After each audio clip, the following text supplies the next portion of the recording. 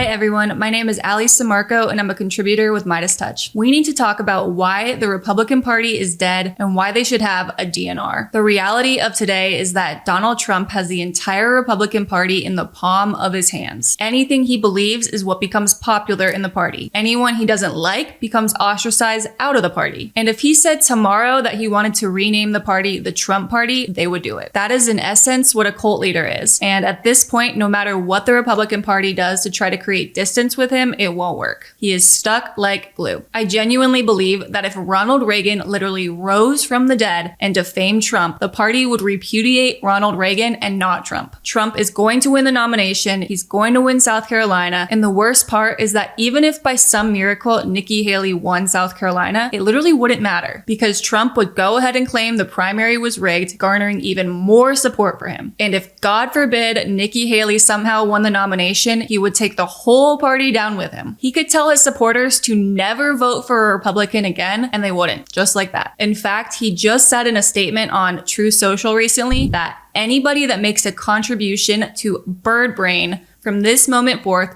will be permanently barred from the MAGA camp. We don't want them and will not accept them because we put America first and always will. And this is the candidate that the Republican Party thinks is going to unite them all? I don't think so. There is no Republican Party without Trump, and even when he's gone one day, his movement will live on through his supporters and his circle of sycophants. It is the largest hijacking of a political party that we have ever seen. Right now, Nikki Haley is fighting and fighting for the nomination, secretly hoping that the hammer drops on Trump with his legal problems and he can't be the nominee. But as his many supporters have made clear, they would rather vote for him from jail than vote for Nikki Haley. There is absolutely nothing that will stop them from voting for their chosen leader. In fact, they actually think he was sent from God himself. Was Donald Trump God's chosen candidate? Yes. In what way? It was. Well, first of all, he loves the Lord. I mean, he's been the most pro-Christian president that we've had in a long time. He moved the embassy to Jerusalem. I mean, he's just an amazing man, and he loves our Father. He doesn't shy away from prayer. He's not ashamed of prayer, and he's not ashamed to stand up for the Lord and say his name in the Oval Office. So I love him. He's just a magnificent man, and I pray for him every day. Do you feel like Donald Trump is in some way God's chosen one as a candidate? I do. I think he's been sent from above. He was put in here for a reason. I pray to God every day. I pray every morning, and I do thank God for. I thank God to put His hand on Donald Trump, and give him the right directions to lead this country and to be a leader of this, in our country. So I believe he is. I believe he is a gift from God that's trying to save our country. I do believe it. Trump was chosen by God. Do you believe that? I truly believe that was divine intervention in 16. Absolutely. I'm a believer. Without a doubt. If Donald Trump wasn't elected in 2016, this country would be a third world country. We're headed that way now if we don't get it stopped. God don't choose a perfect man. He chooses a man that can do the job. And Trump is the man that can do the job. Do you think this should be a Christian country? Oh, I do. I do. We were founded on God, and Democrats are taking them away, taking them out of the school. How about reconciling separation of church and state, which we were founded on? I don't think that's right. I do not think that's right. They should have never did that. Why would you take something as beautiful as America that we founded God on? We founded America on God.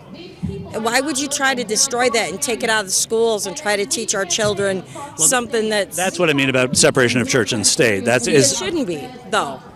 God should be, we should be able to say in Jesus' name, and I don't care what religion you are, because if we unite and come together as all in one, they'll find the true God. Let's say I'm a Jewish dad and I send my Jewish daughter to school and she's made to pray to somebody else's God. Do you see that as constitutional? If I was the father and I didn't want her to pray to somebody else's God, I would take her out of that school. Well, what if it's a public school? I would take her out of the public school. And then what are his options?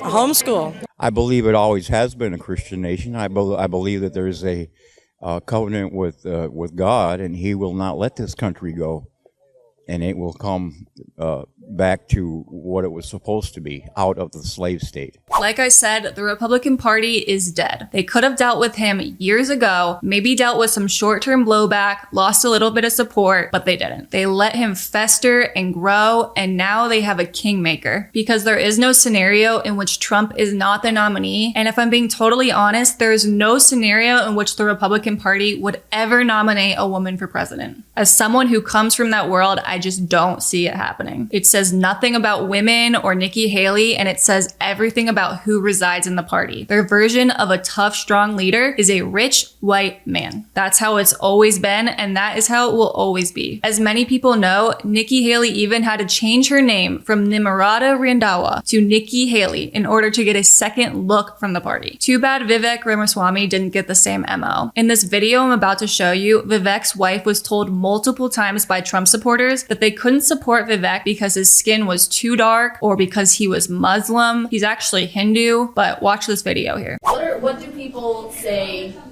gives them, like, oh, I can't vote for him because what are the things that they tell you? What answers can I help you provide? Or just see.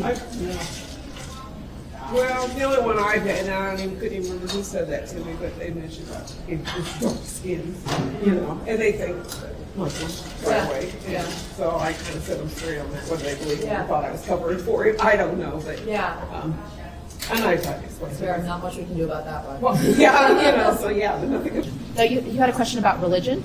Just your thinking on it. Okay, yeah. So we do not come from kind of the traditional background for most presidential candidates. We are Hindus. Yes, in a lot of ways, I think for a lot of people for whom religion is important, and we care a lot about God and our relationship to God. So I understand when people hear that we're Hindu, you want to know, like, what does that mean? Who are you? What do you stand for? So our religion teaches us that all of us have been put here by God for a purpose. And everyone has been given a gift, some gifts by God, and it's our job to use those gifts to the best of our abilities while we are here on this earth. You would think that after all this time, people would be sick of the drama and the chaos, and they would resoundingly reject a chaos agent like Donald Trump. But it seems like some people are way more attracted to entertainment than real leadership. They'd rather laugh and listen to a schoolyard bully make fun of other people than to see a leader put his head down and get to work. Trump loves to recite this very specific story at a lot of his rallies. It's a story about a snake. In fact, he tells it so much that it's honestly a little weird. Anyways, here it is. It's called The Snake. On her way to work one morning, down the path along the lake, a tender-hearted woman saw a poor, half-frozen snake. His pretty-colored skin had been all frosted with the dew. "Poor thing," she cried, "I'll take you in, and I'll take care of you." The border. "Take me in, O tender woman. Take me in, for heaven's sake. Take me in, O tender woman," sighed the vicious snake. She wrapped him up all cozy in a comforter of silk and laid him by her fireside with some honey and some milk. She hurried home from work that night, and as soon as she arrived, she found that pretty snake she'd taken in had been revived. "Take me in, O tender woman. Take me in, for heaven's sake. Take me in, O tender woman," sighed that vicious snake. She clutched him to her bosom. "You're so beautiful," she cried. "But if I hadn't brought you in by now, oh heavens, you would have died." She stroked his pretty skin again and kissed him and held him tight. But instead of saying thank you, that snake gave her a vicious bite. Take me in, O tender woman. Take me in for heaven's sake. Take me in, O tender woman. Sighed the vicious snake. I have saved you, cried the woman. And you've bitten me, heavens, why?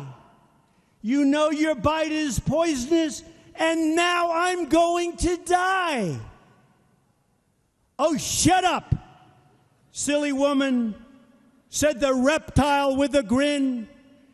You knew damn well I was a snake before you took me in. Each time he tells the story, he says it's a metaphor for someone else or something else going on. The latest time, it was immigrants coming into the US. Personally, I think this story is a perfect narrative of him and the Republican Party. They knew he was a snake when they took him in. They knew exactly who he was, and they did it anyway. And now the party has to die. Love this video? Make sure you stay up to date on the latest breaking news and all things Meidas by signing up to the MeidasTouch newsletter at MeidasTouch.com/newsletter.